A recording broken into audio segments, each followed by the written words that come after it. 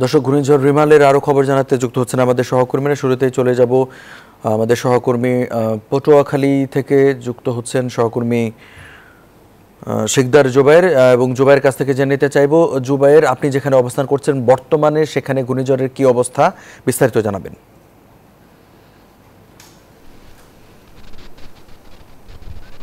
ধন্যবাদ। ঘূর্ণিঝড় রিমেল রাতে ব্যাপক তাণ্ডব চালিয়েছে পটুয়াখালীর উপকূলে, এখনো কিন্তু তাণ্ডব চালাচ্ছে। আপনি কিন্তু ক্যামেরার চোখে দেখতেই পাচ্ছেন যে বাতাসের গতিবেগ অনেক বেশি রয়েছে, বাতাসের চাপ অনেক বেশি, গাছগুলো কিন্তু অনেক জায়গায় ভেঙে গেছে। বিভিন্ন জায়গায় এমন বেশি তাণ্ডব চালিয়েছে ঘূর্ণিঝড় রিমেল যে তাতে কিন্তু হচ্ছে লন্ডভন্ড হয়ে গেছে উপকূল বলা যায়। অনেক বাড়িঘর বিধ্বস্ত হয়েছে, মাছের ঘের পানির নিচে রয়েছে, পুকুরগুলো পানির নিচে রয়েছে। জ্বরের পানি রাতে এত বেশি বেড়েছে যে পানির চাপে এই এলাকার যে মাছের ঘেরগুলো রয়েছে সেগুলো কিন্তু একদমই ডুবে গেছে। অনেক বাড়িঘর বিধ্বস্ত হয়েছে, ঘর বাড়ি, এবং গতকাল একজন মৃত্যুর খবরও কিন্তু পাওয়া গেছে, একজন মারা গেছে। খেপুপাড়া উপজেলা একজন মারা গেছে। আর রাত্রিবেলা যে পানিবন্দী মানুষগুলো ছিল তাদেরকে আশ্রয় কেন্দ্রে নিয়ে আসা হয়েছে। এখনো মানুষ আশ্রয় কেন্দ্রে রয়েছে, যেহেতু ঝড়ের গতিবেগ একদমই কমছে না। রাতে যেভাবে ছিল এখনো কিন্তু তার চেয়ে একেবারে কম না, ঝড়ের গতিবেগ একেবারেই রয়েছে। মোটামুটি বলা যায় যে আসলে এর আগে সিডোর, আয়লা, মহসিনে যেভাবে ঝড় হয়েছিল সেভাবেই কিন্তু এখনো কিন্তু সেই ধরনের ঝড়ই হচ্ছে। মানুষ রাস্তায় বেরিয়ে আসছে, মানুষ ঘরে থাকা আসলে কষ্টকর হয়ে দাঁড়াচ্ছে। আপনি গাছের দিকে তাকালে বুঝবেন যে আসলে খুবই করুণ অবস্থা। আমি একজনের সাথে কথা বলবো যে এবার যে ঝড়টা হচ্ছে এবং রাতে যে তাণ্ডব চালিয়েছে, আগে যে ঝড়গুলো হয়েছিল তার চেয়ে কতটা পার্থক্য দেখছেন? হ্যাঁ, বিগত দিনে যে ঝড়গুলো দেখছি এই ঝড়গুলোর সাথে পার্থক্য আছে এইটা যে আগে ঘূর্ণিঝড় হইলে মানে যদি মানে উপরে যদি উঠতো তাহলে অল্প সময়ের মধ্যে আবার এটা দুর্বল হয়ে যেত, কিন্তু এই বছর দেখি মানে বেশ কয়েক 4-5 ঘন্টা পরেও কিন্তু এটা দুর্বল হচ্ছে না আর কি। এইটা এই পার্থক্য দেখছি। আর দেখছি যে মানে পানির যে এবছরের পানির যে চাপ দেখছি যে এই আমাদের বিগত 10 বছর বেরিবাদ মানে উঠছে, পানি পড়ে না, কিন্তু এবছর দেখছি গতকালকে দুপুরে এবং গত রাত্রেও মানে মানে যে পানি উঠছে এটা কিন্তু বিগত 10 বছরে এত পানি হয় না আর কি। হ্যাঁ, যার ফলে বেরিবাদের বাইরে যে সমস্ত ঘরগুলো রয়েছে অনেক ঘরই কিন্তু বিধ্বস্ত হয়েছে, এবং অনেকে ভিটি মানে দুর্বল থাকার কারণে মানে অনেক ঘর মানে ধ্বংস হয়ে গেছে আর কি। ধন্যবাদ। আপনি শুনছেন যে এই এলাকায় অনেক ঘর বাড়ি ভেঙে গেছে, ঘরের উপরে টিনের যে ছাদ রয়েছে সে ছাদ নিয়ে গেছে। অনেক ঘরেরই কিন্তু খুব করুণ অবস্থা।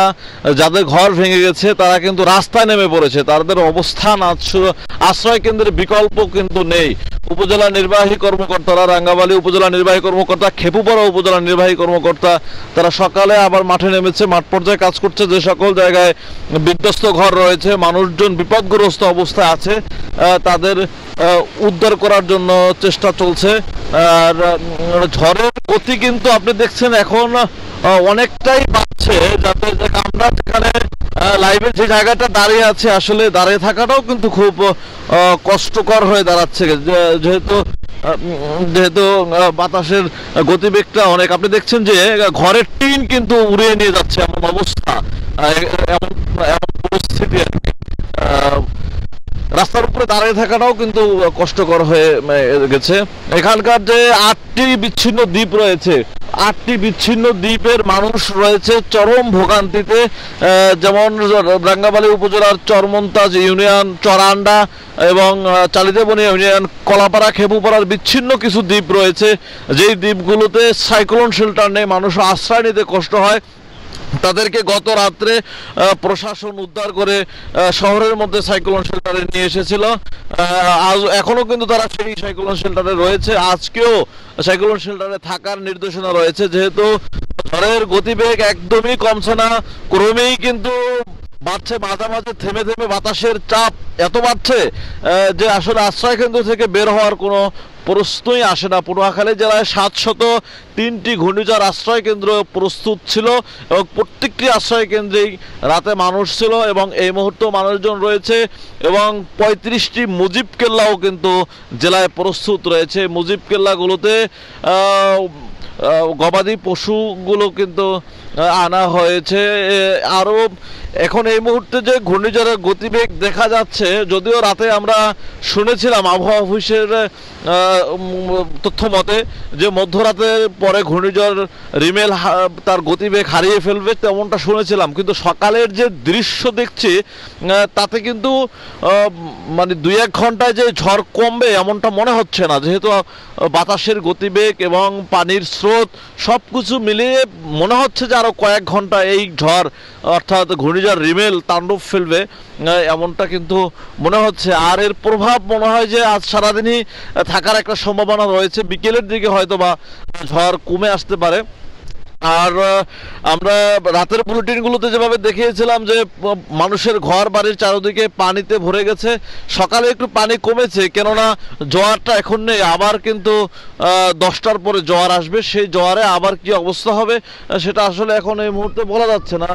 জোয়ারের পানির উপরে নির্ভর করবে যে আসলে কোন অবস্থা হয়, সেটা তখন বোঝা যাবে।